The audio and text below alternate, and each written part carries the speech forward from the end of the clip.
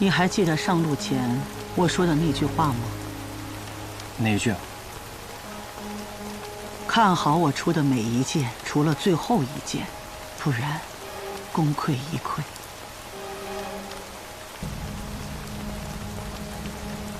我不想错过那一剑。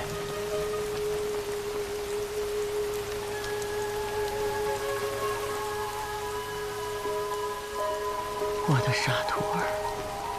料峭凌波来，舟上欲生烟。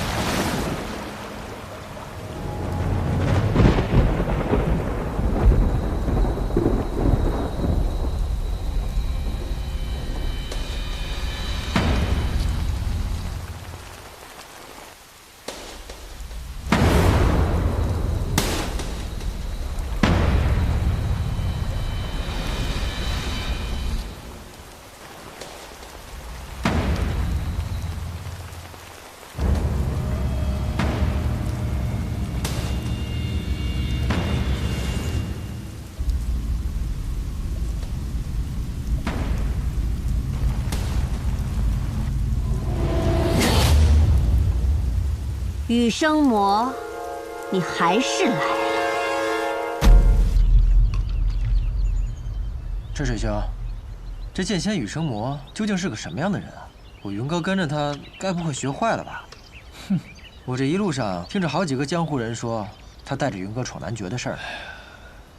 这羽生魔啊，年轻时有个称号，叫做羽狂徒，就是因为他很狂很傲。 年轻时行走江湖，打败了不少武功远远高过他的人，靠的就是这身狂气。可惜啊，可惜后来遇到了李长生。这李长生何许人也？更狂更傲。你能不能不要总是这样有意无意的夸自己啊？臭小子，我这是夸自己吗？我分明就是在夸李长生。我都说了，这一世我要做一个 儒雅的读书人，翩翩少年，不闻天下事，只为美人折腰。哎，您都180多岁了，还为女人折腰呢，就不怕把腰折了呀？哼！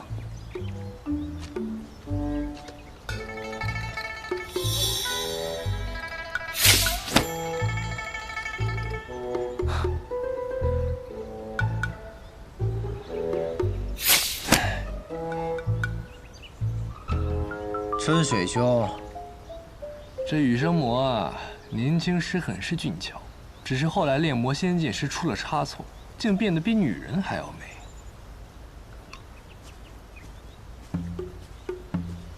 你看，他就不如你，不懂儿女情长，不然也不会千里迢迢拿着剑去杀燕灵霞了。春水兄，燕灵霞怎么了？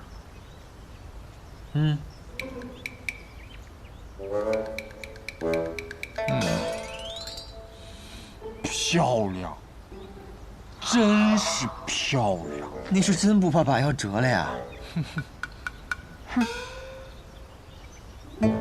再往前5里地，会路过个小镇，叫做千月镇。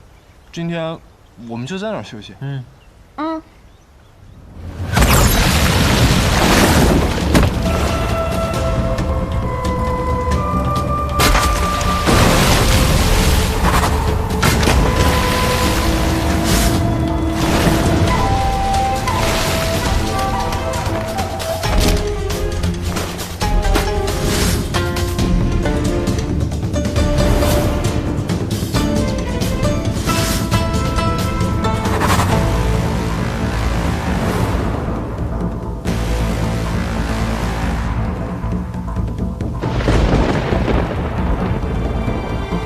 羽生魔，这一面我们不该见。啰嗦！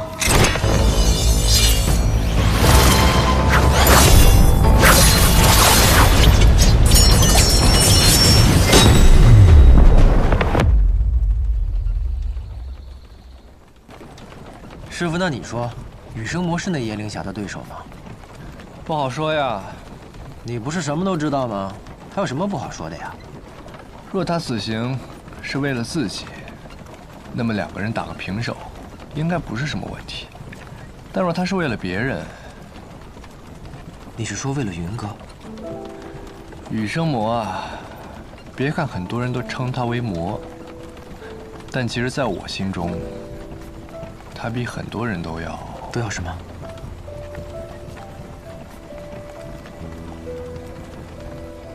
都要善良。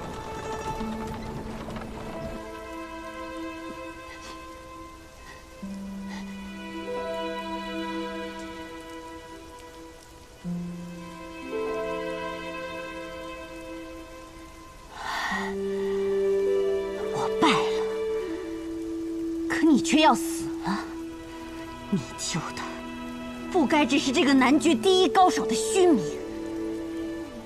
我从来不求这样的虚名，即使世间都这么认为，那就这样认为好了。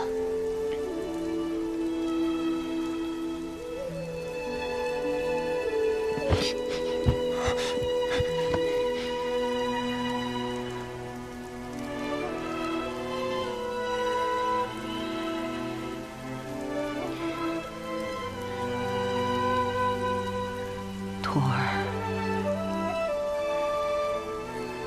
我不让你看那最后一剑，不过你还是看了吧。师父，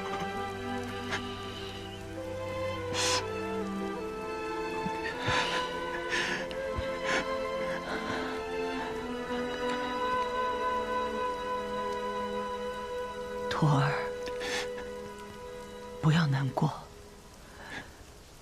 也不要找燕灵霞去复仇。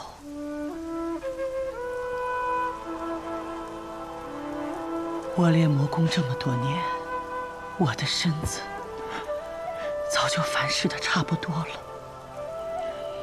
就算今日不来此求嗣，我也活不过半年。这一路，我一共出了13剑，每一剑都是对你的指点。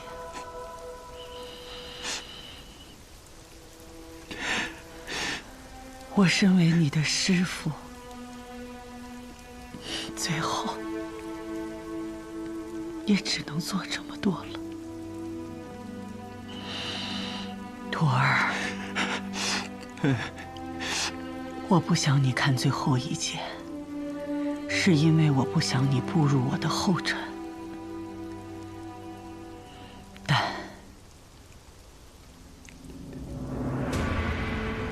你既然看了，就要当得起这一剑的传承。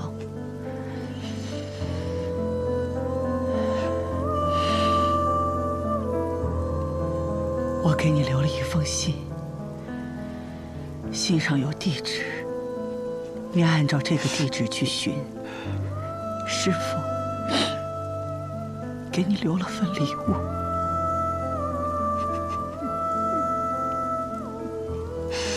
多谢师父。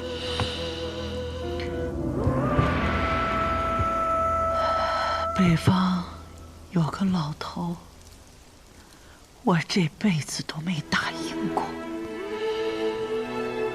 你要争口气，赢了他的徒弟。徒儿记住了，必不负师父所托。再见了，我的徒儿。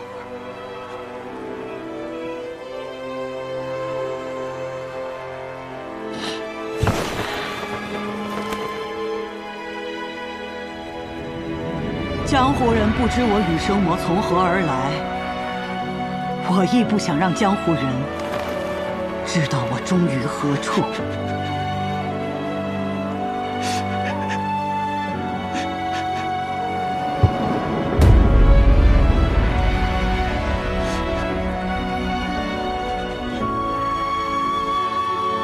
师父！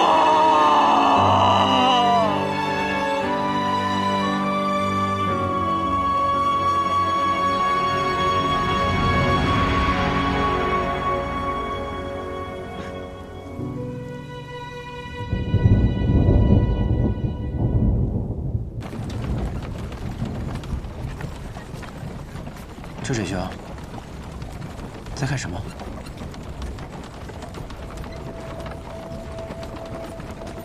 远处似有故人离去。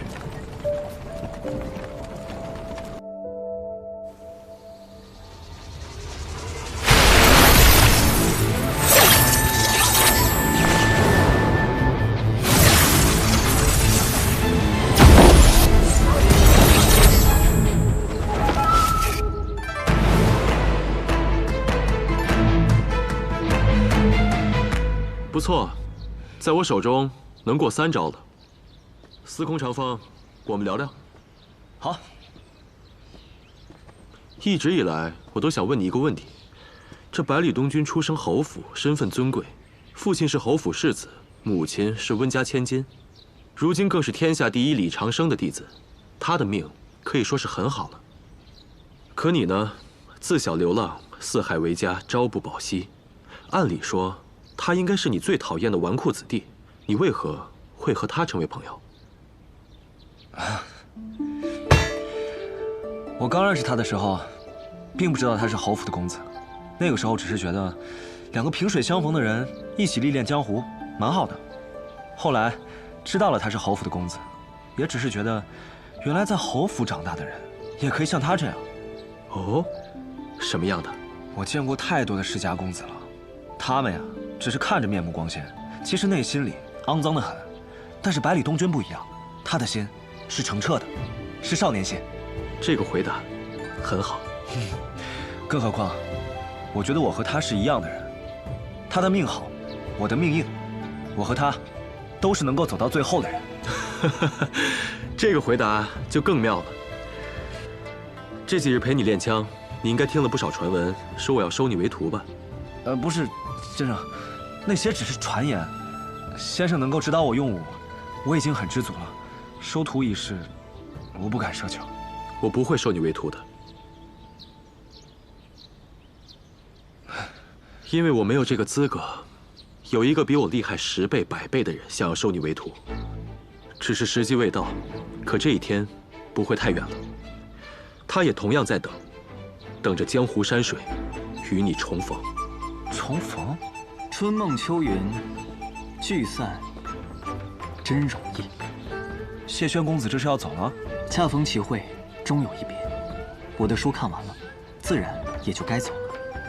司空兄，希望我们也可以山水再相逢。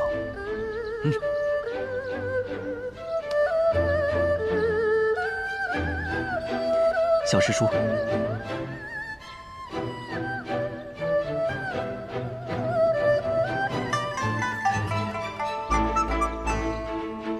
先生，我好像也该离开了。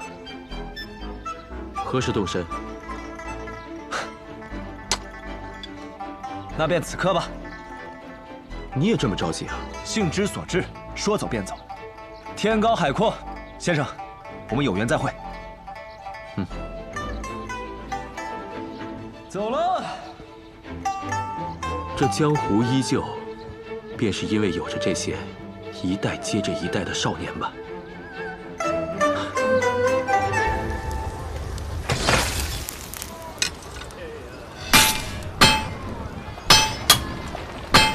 到了，就是这儿。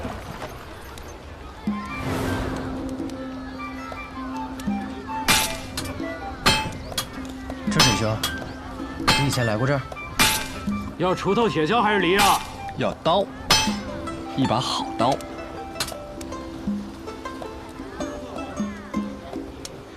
你是何人？故人，叫什么名字？南宫春水。你不姓李？你和那家伙年轻时长得一模一样，你不是他的亲儿子？怎么？难道在你眼里，他像是个有风流债的人啊？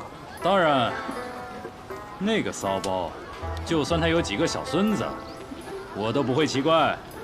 骚包，去。这么说老朋友可不地道啊！行了，别站那儿了，进来说吧。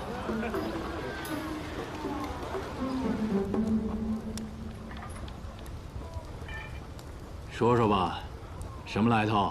在下百里东君，学堂李先生弟子。在下影落霞，是柳月公子的弟子。柳月的弟子，难怪这么漂亮。至于你嘛，看起来一副武功平平的样子，拿着的剑倒是不错。两个金刚梵境的毛头小子，一个半斤8两的小丫头，她到底是有多大的胆子，居然放心就这样让你们来找我？不知这位铁匠师傅功夫几何，这般看不起金刚梵境？哎，我不是瞧不起金刚梵境，我只是瞧不起你的金刚梵境，因为我也在金刚梵境。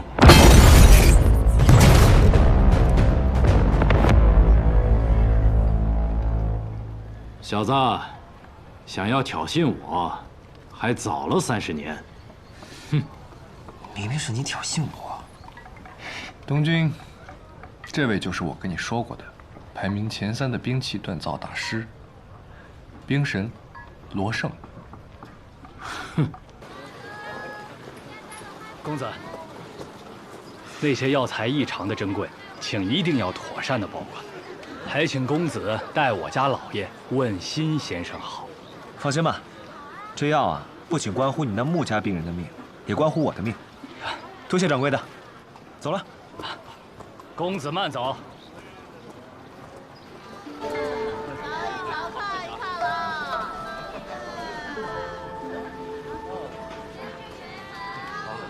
还好您咋来啊？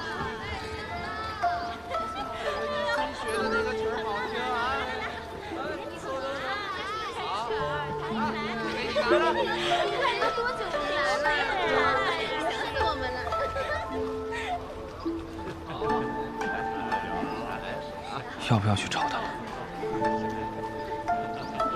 我有个哥哥，也会吹这支曲子。我把你误认为是他了。其实我还挺想要个妹妹的。你这人，竟敢3番2次占我便宜！相识满天下，知交能几人？我相信这世上有知音。姑娘的琴，我的叶，恰逢其会。我会再来的。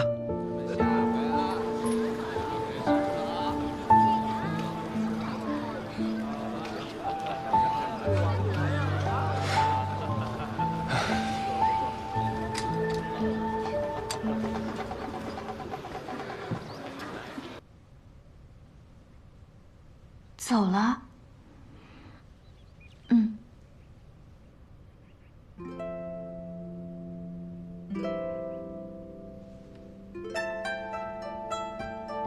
云龙姐姐，司空公子他回来了。小姐，他又回来了。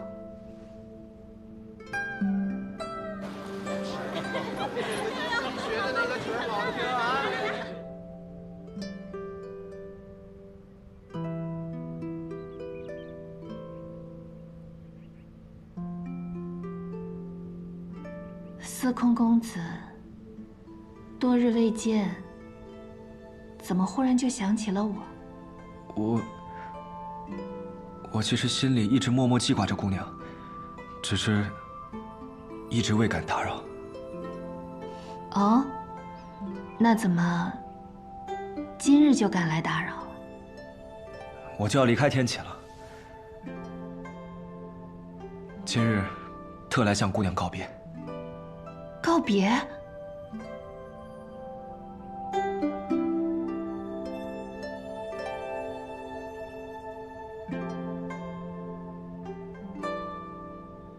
本就只是萍水相逢，当不得公子特地前来告别。公子太爱了。我知道，我对于姑娘而言，只不过是一个微不足道的小人物。但姑娘对于我来说，意义非凡。今日一别，我定会再回来。等我真正练成枪法的时候，等我真正能够守护好姑娘的时候，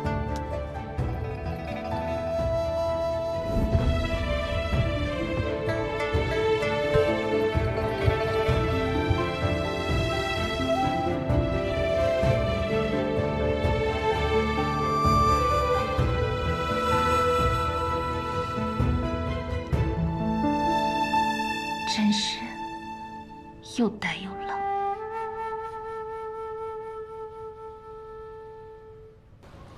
别废话了，你们到底是来做什么？啊，李长生那个家伙，定是没给我安排什么好差事。李先生是想请您给这位小兄弟打造一把好刀。不打，我刚接了一个重要的单子，可没空理他。多重要的单子，您也看看李先生给您的酬劳吧。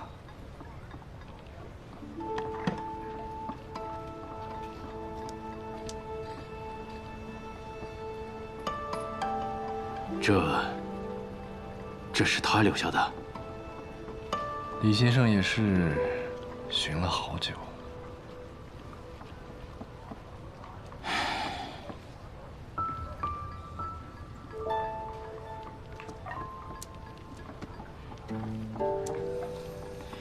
你小子拿了一把仙宫品的剑，还要到我这儿来要一把刀，看来李长生这家伙是准备要把他的绝学传授于你了。什么绝学？双手刀剑术。不错，他的双手刀剑术，刀术霸蛮，剑术轻易，一重一轻，合力无敌啊！我观你这柄剑，可称之为轻易，那我便赠你一把足够霸蛮的刀。看来罗兵神这是还有存货呀。前些年有人送了我一块天外云铁，我打了一把剑，一把刀，那把剑已经要给刚才我说的那个人了。至于那把刀嘛，还需要最后的锻造3日的时间。要你铸剑的那个人，也和李先生一样有面子？可比他像个人。至少啊，人家是拿着真金白银来的，可不像他，拿着块破石头，就想从我这里骗走一把绝世神兵啊！啊！你们记住，这3日别来打搅我。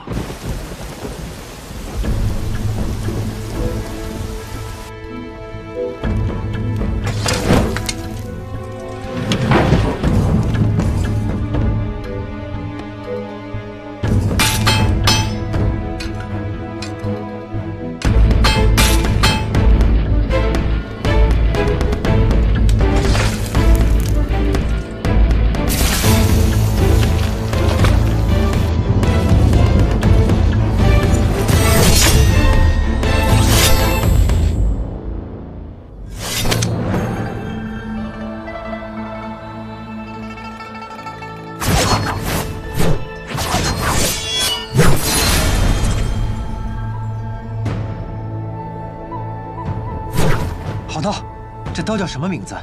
我和剑心种的家伙不一样，兵器铸好的那一刻，便与铸造师没有什么关系了。至于它叫什么名字，应该由它的主人来取吧。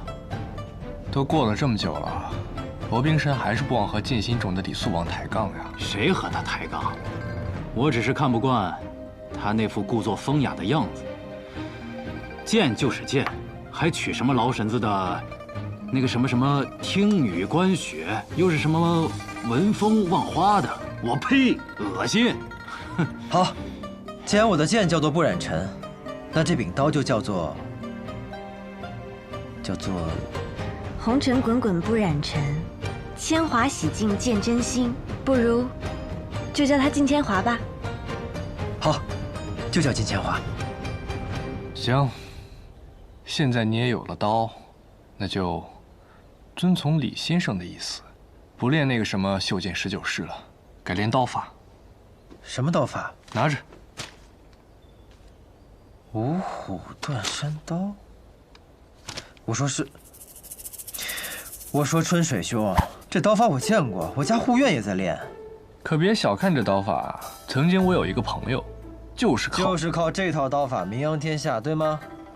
你又开始编瞎话骗我了，我才不信呢。你可以相信，因为他刚才说的那个人，就是我。若是不服，和我过几招如何？嗯？好。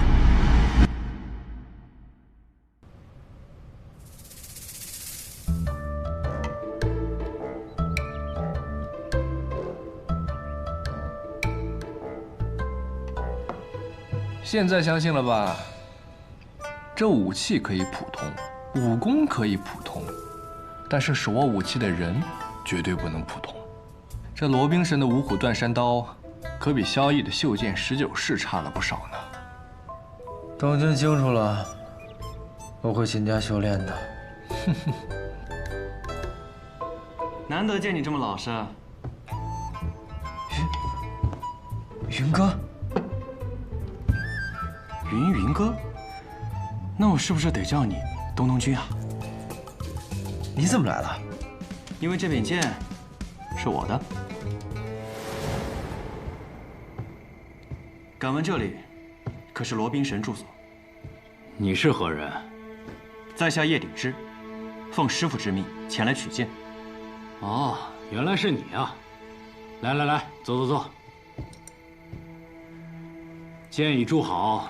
你师傅提前付清了银两，随时便可取走。多谢罗冰神。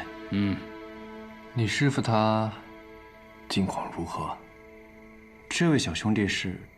哦，我叫南宫春水，奉李先生之命，带着百里东君来这里取刀。东君他在这里啊？他不服罗冰神的五虎断山刀，现在在里面躺着呢。那我明日再去见他吧。你还没有回答我的问题。我师父他已然离去了。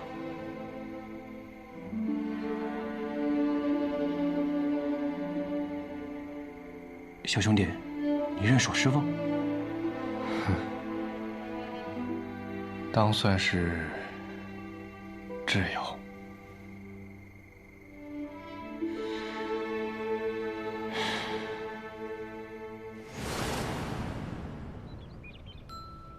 原来这柄剑的主人是你呀，真是巧了。他叫什么名字呀？你的刀叫什么？他叫金铅华，是我起的名字。那我的剑就叫琼楼月吧。琼楼月是个好名字，这样我们以后就可以刀剑合璧了。行了，话也说完了，我们该启程了。云哥，一起吗？我还要回南爵处理一下我师父的事情，但还能再陪你们走一段。怎么？这是要走啊？是啊，再不走就来不及了。来不及？来不及什么？我们是很着急要去那个地方吗？可是我觉得这一路以来，你也没有很着急啊。我们不是直接去那儿，顺路还要去另一个地方，时间上会有些许耽搁。去哪里啊？唐门。去唐门做什么？听说那边有个试毒大会，我们就过去凑凑热闹。经此一别，此生怕是再无机会相见。你们一定要用好这2柄刀剑，希望有朝一日让我在这小镇中，也能再听到他的传说。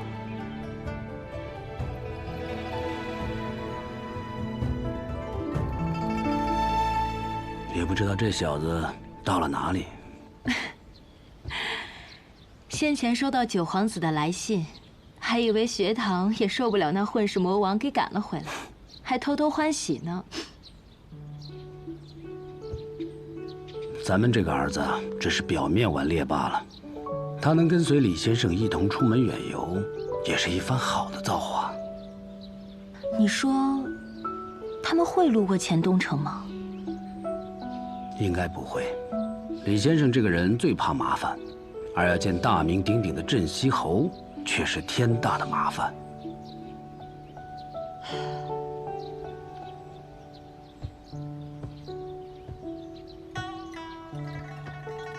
我知道你想的，但在他这个年纪，正是应该见识广阔天地的时候。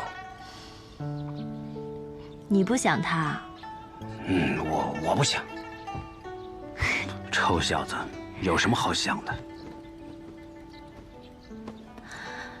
程峰，我心里总是有些隐忧，我怕东君。放心吧，有李先生在，东君能有什么意外？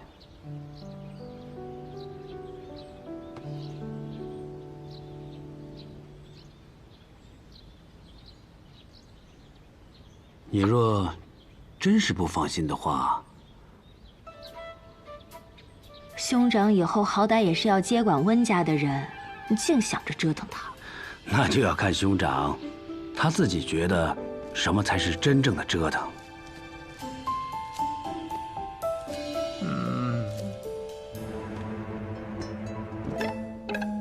哎呀，又想出去溜达？每天窝在家里面制毒，多无趣啊！这么多毒药，毒死半个北离都够了。哎呀，前日唐门可差人送来了一封请帖。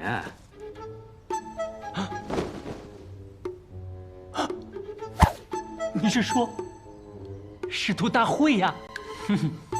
不错，世人皆知咱们温家独步天下，唐门竟敢号称毒案双绝，怕是早有争锋之心呢。此次他邀请我们去参加试毒大会，可不能输了。老爷子，这一次真让我们去了。老爷子说了，温家用毒不用比，上下100年，温家称第2，无人敢称第1。但是，也不怕比，谁若争锋，就把他毒下去。呀，太好了，太好了！那个唐门的唐灵皇，我早就想跟他比试比试了。何日启程？明日。喂，是明日。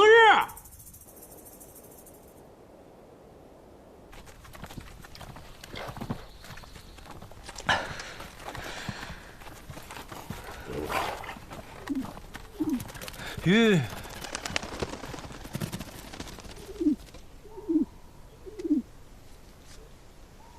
走。吾图长风，为是要往唐门一去，你可来此寻我？唐门？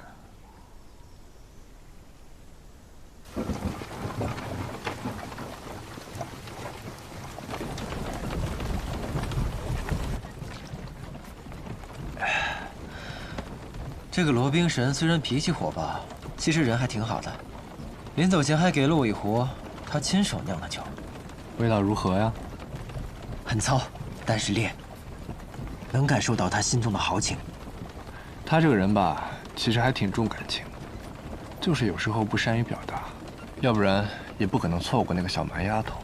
小蛮丫头？可是那个玉佩的主人是。后来嫁给了剑心种的李素王，再后来，就有了个女娃娃。哦，你知道的，李新月。二师兄的丈母娘，那也不小了呀！你看看你现在这模样，还好意思叫人丫头？一直都是个丫头，死的时候也才25，正是丫头的年纪。死了？罗胜一直把她的死归咎在自己身上，但其实跟她没什么关系。后来他就隐姓埋名，来到了这个小镇上，发誓再也不踏入江湖半步。哎，原来罗宾神是给自己设了个牢笼，把自己关起来了呀。谁不是呢？于我而言，这牢笼就是这天地之间，不生不死，不毁不灭。哎，说起来也有趣，但是吧，有时候又觉得无趣。这水兄，有点嚣张。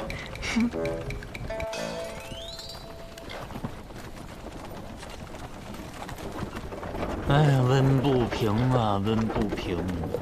你还真是人如其名，一步一步又稳又平。我在马车里都快睡着了，你就不能稍微快一点吗？可我有什么办法？哎呦，咱们温家不同于其他门派，若是其他门派先到了，他们自会尽地主之谊，好生招待；若我们温家先到了，他提防我们，我们提防他们。放心吧，我算好时间了，最后一刻赶到才是刚刚好。知道了，知道了。哎呦，你做事情就是太谨慎。你狂放，我平和，咱们温家才能越来越好啊！哈哈哈哈。吁！哎呦，又怎么了嘛？怎么索性连走都不走了？你派出去的人回来了。怎么样？找到他们的行踪了吗？找到小公子了，但是没有看到李先生。小公子正和2位年轻公子，还有1位年轻女子同行。1位年轻女……哎，李先生不在，那他们要去哪儿啊？看方向似乎也是锦城。唐门？他们也要去唐门？我有个不好的猜想，是不是东军和李先生走散之后被那3人劫持？哎，我先行一步，你自己慢慢赶车吧。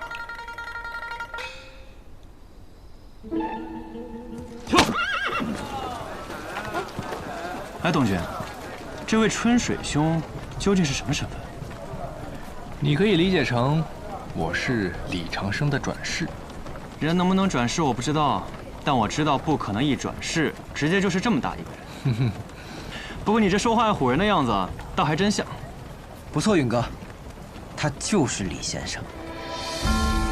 什么？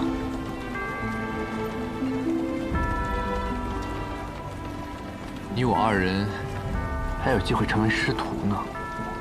是啊，那天晚上有变故，不如今日拜师也不错。我去天启城参加学堂大考，不过是想看一下我师父的一生之敌究竟是何模样，倒也不曾想过真的拜入先生座下。而如今，更是不可能喽。在教导徒弟这件事上，你师父或许比我更强。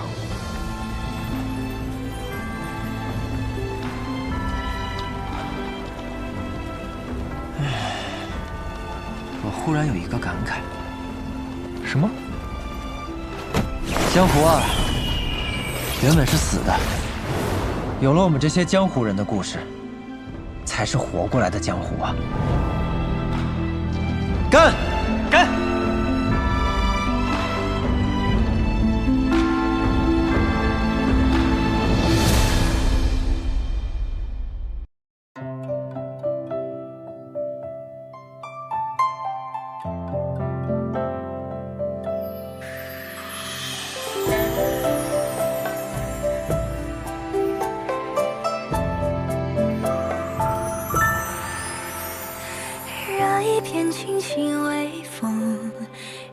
心有意。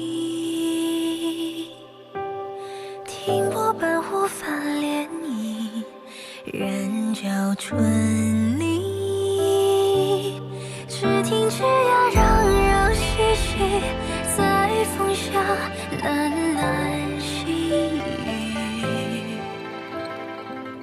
月下描摹花